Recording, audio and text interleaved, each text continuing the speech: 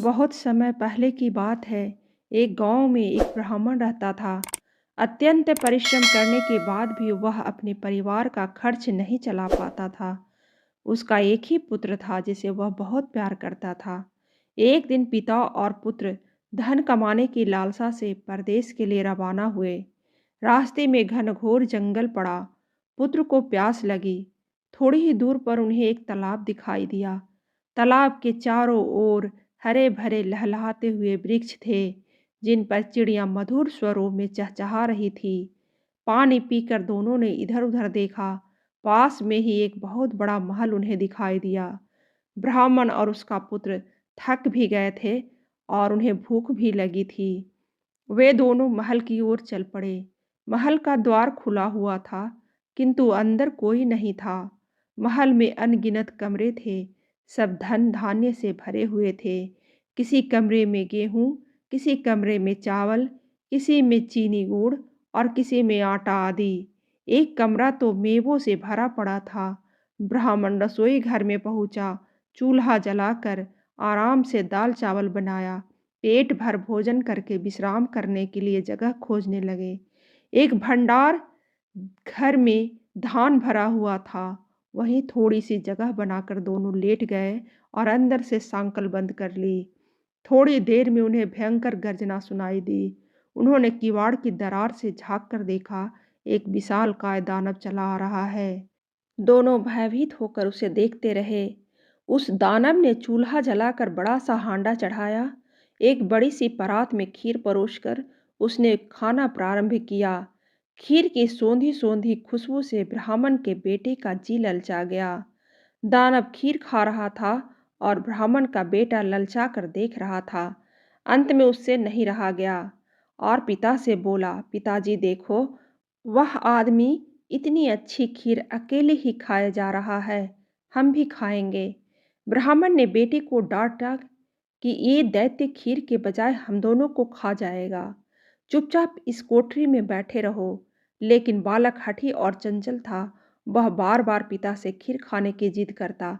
ब्राह्मण ने क्रोधित होकर कहा, मैं तुझे कहाँ से खीर दूं? मांगता है तो उसी से मांग। लड़का अंदर से चिल्लाया, हमहू खा, हमहू खा। दानव ने चौंक कर चारों तरफ देखा। सोचने लगा, इस महल में तो मेरे डर से कोई नहीं घुस सकता। फिर यह आवाज कहाँ से आ रही है? लड़का बार बार चिल्लाने लगा, हमहू का। दानव समझा कि कोई उससे भी ताकतवर प्राणी महल में घुस आया है। वह घबरा कर महल से भाग गया। उसके जाने के उपरांत ब्राह्मण और उसका बेटा धान की कोठरी से निकले। बड़ी तबीयत से खीर खाई, फिर उस जगह आकर लेट गए। उधर दानवराज भागते भागते जंगल में पहुंचे। वहां उन्हें एक लोमड़ी मिली। दानव को घबराया देख लोमड़ी बोली, अरे दादा, आप बहुत घबराए हुए लग रहे हो, क्या बात है?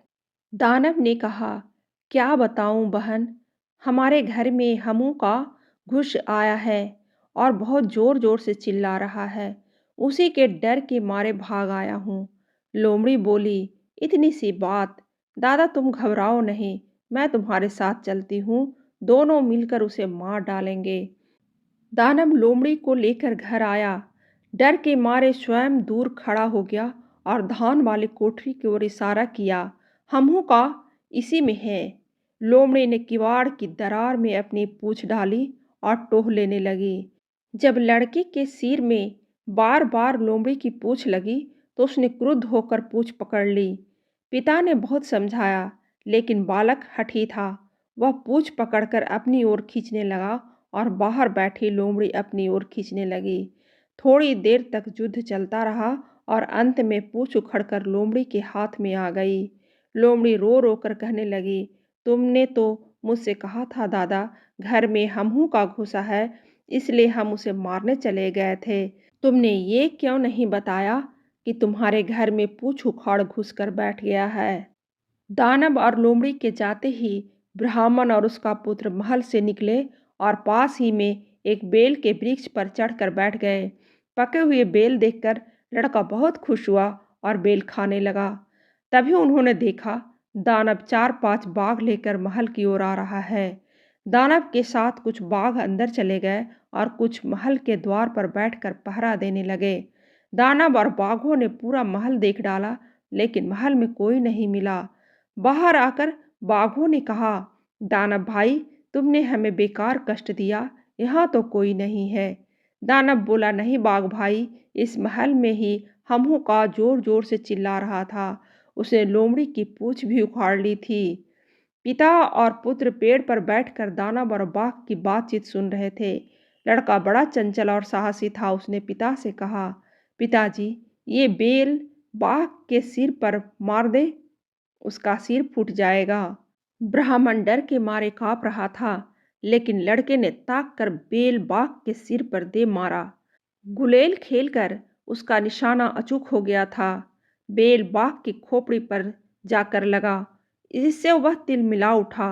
वह दानव से बोला, तुमने कहा था हमहू का छुपा है। लोमड़ी ने कहा, पूंछ उखाड़ है, लेकिन ये तो सिर फोड़ आ गया है। भागो, नहीं तो सभी के सिर फोड़ डालेगा। सब बाघ तेजी से भागे, उनके पीछे दानव भी भागा। ब्राह्मण और उसका पुत्र पेड़ से उतरे, महल में गए, जितना धन ले सकते थे लिया और अपने गांव जाकर सुख से रहने लगे। कहानी अच्छी लगे तो लाइक जरूर करें और ऐसी ही कहानी सुनने के लिए सब्सक्राइब बटन दबाइए।